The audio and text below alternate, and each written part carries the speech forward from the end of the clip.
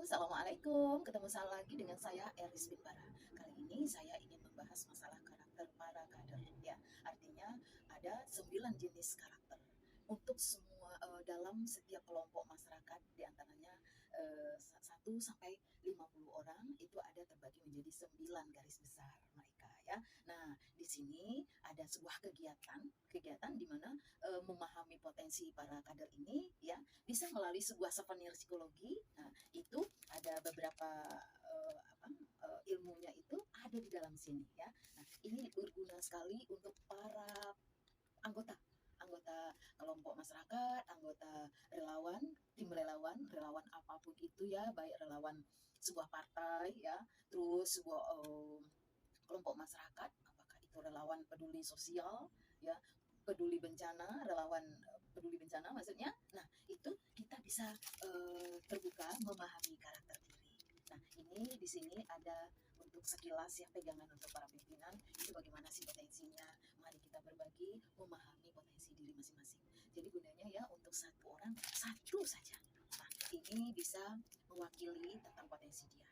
Misalnya sebuah kelompok masyarakat ini atau tim relawan atau partai ingin tahu kadernya itu, anggotanya itu, para anggotanya itu karakternya ya, misalnya karakter dasarnya bagaimana, terus loyalitas kepada pimpinannya bagaimana, terus cara pergaulannya bagaimana ya, bersosialisasinya bagaimana, kelemahannya bagaimana. Nah, 5 item ini ada di dalam sini ya. Nah, souvenir ini mewakili yang 5 item itu untuk masing-masing mereka. Nah, ini para pimpinan perlu sekali jadi pegangan agar kita tahu tentang anggota kita ya. Jadi kita tidak susah lagi, perlu waktu gitu ya memahami dia ini bagaimana sih sebenarnya gitu ya. Nah, ingin tahu kejujurannya dibuat tes-tes segala, nggak usah lagi ya. Kita ini perlulah positif thinking aja memahami potensi orang ya, banyak positif lah. Kalau tidak ada pun yang positifnya ya kita harus mengingatkan dan memberi motivasi dan dukungan. Misalnya kelemahannya tidak sesuai dengan keinginan kita, lalu kita ingatkan,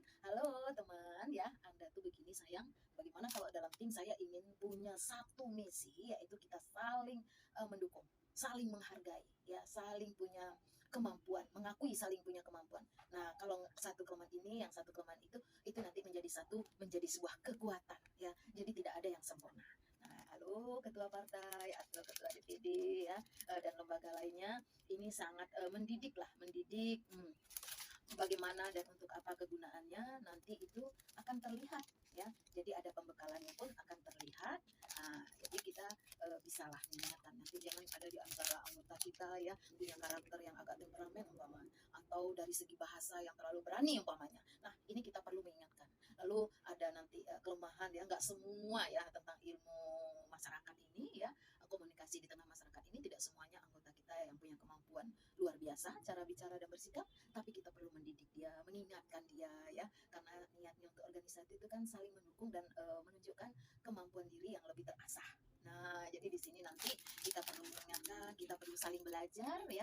Mudah-mudahan Anda lebih ngerti maksud saya ya. Ini kegiatan ini lebih praktis daripada mengadakan seminar, perlu waktu dan itu ada modul dan sertifikat. Kalau ini enggak, dengan harga yang murah, meriah ya, kita udah tahu anggota kita. Supaya nanti ya jangan terlalu banyak problema di lapangan ya tentang kelemahan ini ya, padahal dia tidak sadar ya. Karena apa, potensi diri ya, positif yang ada pada diri, kelebihan itu kadang-kadang menjadi ancaman bagi kita, menjadi bom waktu pada suatu ketika kita tidak siap mental, lalu kita emosi meluahkan, memuntahkan problema itu di tengah masyarakat, sementara kita sebagai panutan itu jadi ukuran, akhirnya terjerat hukum. Waduh, subhanallah, malu dong, kasihan juga kan, hanya sepele sayang. Makanya potensi diri itu ya, yang positif tidak selalu bagus pada diri seorang pada saat yang tidak tepat. Begitu juga kelemahan tidak selalu jelek, bisa diperlukan pada saat yang tepat, dia akan lebih berkualitas dan hebat gitu. Jadi itulah dia, apa sih yang perlu kita persiapkan sebagai anggota partai, sebagai anggota tim relawan, sebagai anggota kelompok masyarakat yang produktif itu bagaimana. Nah, kita saling terbuka di sini ya. Nah, dengan melalui metode psikoanalisa data diri, mudah-mudahan bisa sedikit menjawab ya tentang kelemahan SDM bangsa ini.